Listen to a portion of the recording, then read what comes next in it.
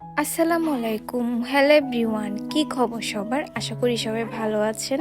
এই ব্লগটা অনেক আগে দেওয়ার কথা ছিল। আমি অসুস্থ থাকার কারণে আমি ব্লগটা কোনোভাবেই এডিট করতে পারিনি, যার কারণে অনেক লেটে দিতে হচ্ছে। এইটা হচ্ছে গত সপ্তাহের ফ্রাইডের একটা ব্লগ। শুক্রবার আসলে আমাদের একটা জায়গায় সবসময় যাওয়া হয়, সেটা হচ্ছে আমার শ্বশুরের বাসায়। তো এইবারও আর লেট হলো না। সকালবেলা ঘুম থেকে উঠে রাফি আমাকে বলল রেডি হয়ে নাও, আজকে আম্মুর বাসায় যাব। তো আর কি, আমি আর আমার ছেলে ঝটপট করে রেডি শেডি হয়ে আম্মুর বাসার যাওয়ার উদ্দেশ্যে রওনা হলাম। সেদিন আমাদের সাথে ছিল আমার একটা দেবর, সে হচ্ছে আমার মামা শ্বশুরের ছেলে। আমার মামি শাশুড়ি আমার আম্মুর বাসায় ছিল, যার কারণে আমার দেবরও এসেছে। গল্প করতে করতে আমরা বাসায় চলে এসি, আর এসে দেখি এখানে অনেকগুলা খাবারের আয়োজন করা হয়েছে। সেদিন ফ্রাইড রাইস করেছিল। দেন খাওয়া দাওয়া শেষ করে আমি এখানে আমার ছেলেকে নিয়ে বসে ওয়েট করছিলাম, আমরা একটু বের হব, সবাই রেডি হচ্ছে। এরপরে আমরা বের হয়ে গেলাম। আম্মুর বাসায় আসার পরে আমি সবসময় চিন্তা করি যে কোথায় যাব, কোথায় গেলে ভালো লাগবে। সেদিন আমিও বলছিলাম আম্মুকে চলেন কোথাও একটু ঘুরে আসি। দেন দেরি না করে আমরা সবাই মিলে আম্মুর বাসার পাশেই হচ্ছে একটা বলতে গেলে ছোট নেভালের মতোই। এটা চট্টগ্রামে যারা থাকে তারা সচরাচর চিনবে। কল্পলোকের পিছনেই পড়ে, কর্ণফুলী নদীর পাশেই। যেহেতু শুক্রবার ছিল, যার কারণে এখানে প্রচুর পরিমাণ ভিড় ছিল। দেন আমরা এই সাইডে না গিয়ে আমরা অন্য সাইডে চলে যাচ্ছিলাম।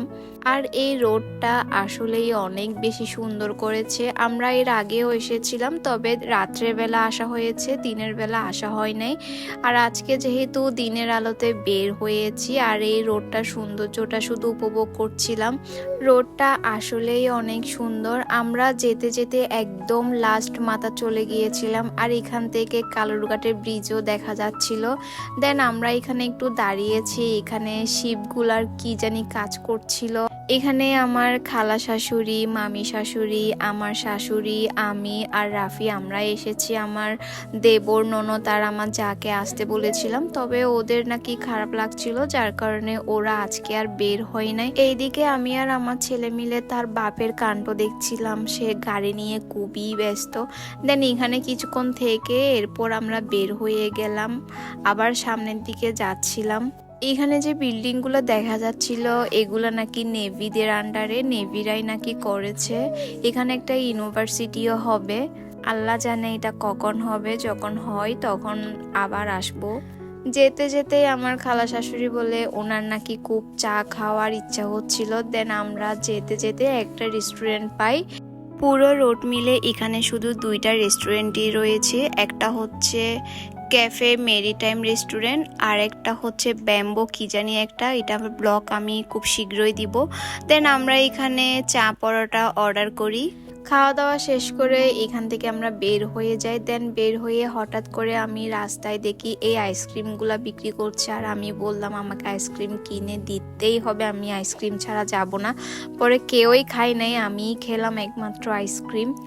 দেখতে দেখতে সন্ধ্যা হয়ে যাচ্ছিল, আর সন্ধ্যার টাইমে এখনো পর্যন্ত এখানে প্রচুর মানুষের ভিড়। এখান থেকে দূরে জাহাজগুলা দেখা যাচ্ছিল, জাহাজগুলার মধ্যে লাইটও জ্বলছে, এত সুন্দর লাগছে। সামনাসামনি তো আরো বেশি সুন্দর লাগছিল। তারপর এখান থেকে আমরা বের হয়ে গেলাম বাসার উদ্দেশ্যে। যেহেতু অনেকক্ষণ আমরা বাইরে ছিলাম, বারবার ফোন দিচ্ছিল আব্বু। সবচাইতে মজার বিষয় হচ্ছে আমরা এখান থেকে বের হয়ে বাসায় যাই নাই। আমি এখানে একটা ফার্স্টে রোডে গিয়েছিলাম, ওই রোডে অনেক বেশি কাদা ছিল। দেন আবার অন্য একটা রোডে গিয়ে আমরা নাস্তা নিচ্ছিলাম, আর এখানে ওদের বাপ ছেলের কুন্টুসি দেখছিলাম।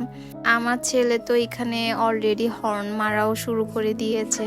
দেন নাস্তা নিয়ে আমরা বাসায় চলে আসি। এখানে আমরা ফার্স্টে অনেকগুলা নাস্তা করি, দেন আবার কিছু নাস্তা নিয়ে আসি। তারপর আমরা পরপর নাস্তা খেয়ে রাতের ডিনারটাও করে নিই। ডিনার করে আমরা বাসায় চলে যাই। আড্ডার ঠেলায় আমি এখানে যে ব্লগ করছিলাম আমি একদমই ভুলে গিয়েছিলাম।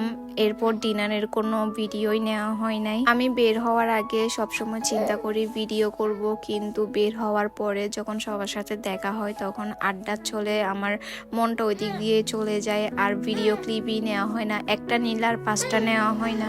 ও এই তো বাসায় চলে যাচ্ছি। এই ছিল আমার শুক্রবারের একটা ডেলি ব্লগ। আশা করি সবার ভালো লেগেছে। সবাই ভালো থাকবেন, আমার জন্য আমার ছেলের জন্য দোয়া করবেন। আল্লাহ হাফেজ।